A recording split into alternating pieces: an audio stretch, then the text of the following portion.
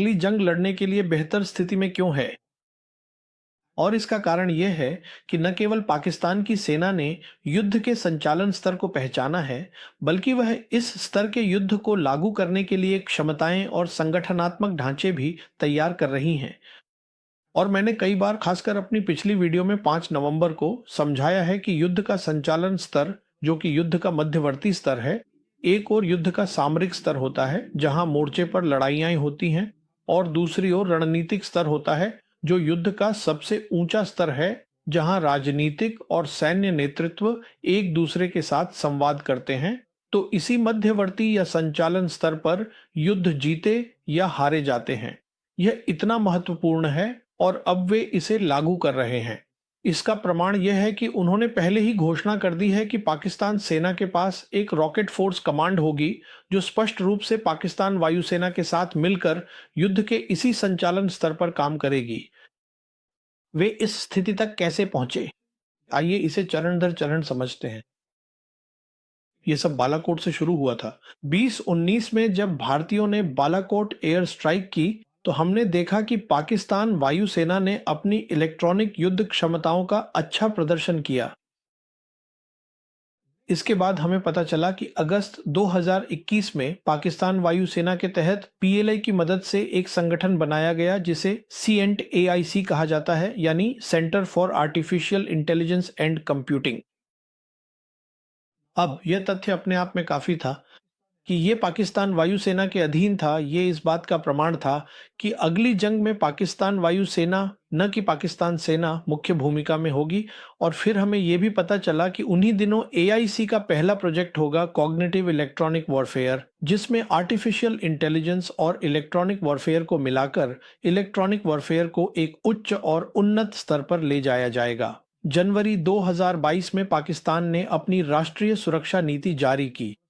उस अवसर पर सेना प्रमुख जनरल बाजवा ने कहा कि पाकिस्तान की तीनों सेनाओं के पास साइबर क्षमताएं और उसके लिए संगठन होंगे। ये बात स्वाभाविक है कि अगर 2022 में ऐसा हुआ तो CENT-AIC में एक और प्रोजेक्ट भी होगा। आर्टिफिशियल इंटेलिजेंस और साइबर दोनों को एक उन्नत स्तर तक ले जाना, और यह एक घातक संयोजन बन जाता है, AI और इलेक्ट्रॉनिक वॉरफेयर। क्योंकि जो भी आधुनिक युद्ध की समझ रखता है वह CMA के महत्व को जानता है। CMA का मतलब है CEMA, जो कि साइबर और इलेक्ट्रोमैग्नेटिक गतिविधियां हैं। ये दोनों वर्चुअल डोमेन क्षमताएं एक साथ मिलकर काम करती हैं। जहां तक साइबर का सवाल है, वह डेटा पर हमला करता है, और इलेक्ट्रॉनिक वॉरफेयर उन इलेक्ट्रोमैग्नेटिक तरंगों पर हमला करता है जो डेटा को ले जाती हैं। तो ये दोनों क्षमताएं बहुत महत्वपूर्ण हैं। और फिर हमने देखा कि पाकिस्तान की सेना सीमा में कितनी अच्छी हो गई थी ऑपरेशन सिंदूर के दौरान। सबसे पहले पहली एयर टू एयर मुठभेड़ के बाद पाकिस्तान एयरफोर्स ने अंतरराष्ट्रीय मीडिया को एक ब्रीफिंग दी, जहां एक वरिष्ठ अधिकारी ने डिजिटल मानचित्र पर समझाया कैसे ऑपरेशन सिंदूर शुरू होने से पहले ही पाकिस्तान एयरफोर्स के पास भारतीय वायुसेना के लड़ाकू विमानों की इलेक्ट्रॉनिक पहचान थी। यह एक बड़ी बात है। यह इलेक्ट्रॉनिक इंटेलिजेंस के बारे में है, और हम जानते हैं कि इलेक्ट्रॉनिक वॉरफेयर की मुख्य क्षमता इलेक्ट्रॉनिक इंटेलिजेंस है। फिर पाकिस्तान एयरफोर्स के डिजिटल इकोसिस्टम के हिस्से के रूप में जिसे समझाया गया और जिसे उन्होंने मल्टी डोमेन ऑपरेशन कहा, वहां इलेक्ट्रॉनिक वॉरफेयर ने बहुत महत्वपूर्ण भूमिका निभाई। तो इलेक्ट्रॉनिक वॉरफेयर, विशेष रूप से उन्नत इलेक्ट्रॉनिक वॉरफेयर की बात यहीं तक। जहां तक साइबर का सवाल है, हमने इस ऑपरेशन के दौरान पाकिस्तान की साइबर क्षमताएं देखी जब उन्होंने जम्मू और कश्मीर में साइबर हमले किए और जम्मू कश्मीर सरकार और अन्य जगहों के कंप्यूटर हफ्तों तक बंद रहे। तो मेरा कहना यह है कि वे पहले ही सेना के एक निश्चित स्तर तक पहुंच चुके हैं जो ऑपरेशनल स्तर पर काम करता है। और अगला कदम जिस पर वे ध्यान देंगे वह है संयुक्तता। Source trending beauty products on Alibaba, your premier e-commerce platform for wholesale purchasing. अब सेना और वायुसेना के बीच संयुक्तता। अब संयुक्तता का थिएटराइजेशन से कोई लेना देना नहीं है। संयुक्तता का मतलब है रियल टाइम कम्युनिकेशन जो सीमा से सुरक्षित हो। CEMA यही वे करने जा रहे हैं। वे थिएटराइजेशन नहीं करने जा रहे हैं। अगला, उन्हें अब ये क्षमताएं चाहिए और यहीं पर चीन पाकिस्तान की मदद करेगा, क्योंकि चीन ने सार्वजनिक रूप से पाकिस्तान की संप्रभुता और क्षेत्रीय अखंडता का समर्थन करने की प्रतिबद्धता जताई है। तो निश्चिंत रहें कि पाकिस्तान वायुसेना को 5वीं पीढ़ी के J-35 विमान मिलेंगे और उन्हें अतिरिक्त J-10 विमान भी मिलेंगे। मेरे आकलन में उन्हें PL-15 के अलावा PL-17 मिसाइल भी मिलेगी, जिसे उन्होंने ऑपरेशन सिंदूर में प्रदर्शित किया था। फिर उन्हें हाइपरसोनिक क्रूज मिसाइलें मिलेंगी, जो रॉकेट फोर्स कमांड का हिस्सा होंगी। और मुझे इसमें भी कोई संदेह नहीं है कि उन्हें SH-15 भी मिलेगा, जो चीन की व्हील्ड सेल्फ प्रोपेल्ड होवित्जर है, जिसकी कैलिबर 52 है और रेंज 53 किलोमीटर है। तो मेरा कहने का मतलब ये है कि युद्ध के संचालन स्तर पर वे एकीकृत फायर स्ट्राइक पर ध्यान देंगे, जिसे पाकिस्तान एयर फोर्स द्वारा अंजाम दिया जाएगा।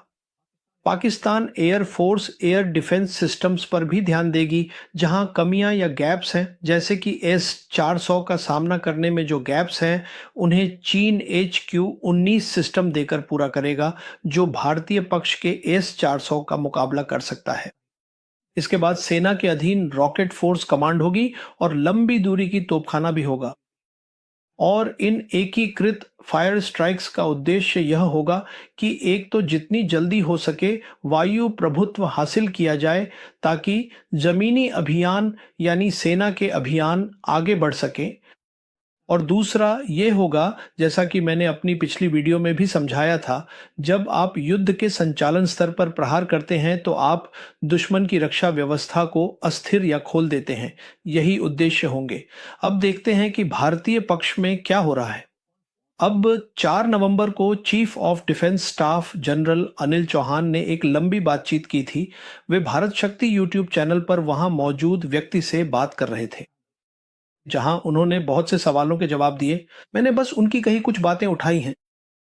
अब जब उनसे पूछा गया कि ऑपरेशन सिंदूर के बाद आपको क्या लगता है कि हमें कौन कौन सी क्षमताओं की जरूरत है, उन्होंने कहा, हमें बेहतर वायु रक्षा, बेहतर इलेक्ट्रॉनिक युद्ध प्रणाली चाहिए, और फिर भारतीय पक्ष को पूरे पाकिस्तान के लिए ISR और काइनेटिक क्षमताओं की जरूरत है। मैं यहाँ 2 बातें कहना चाहता हूँ।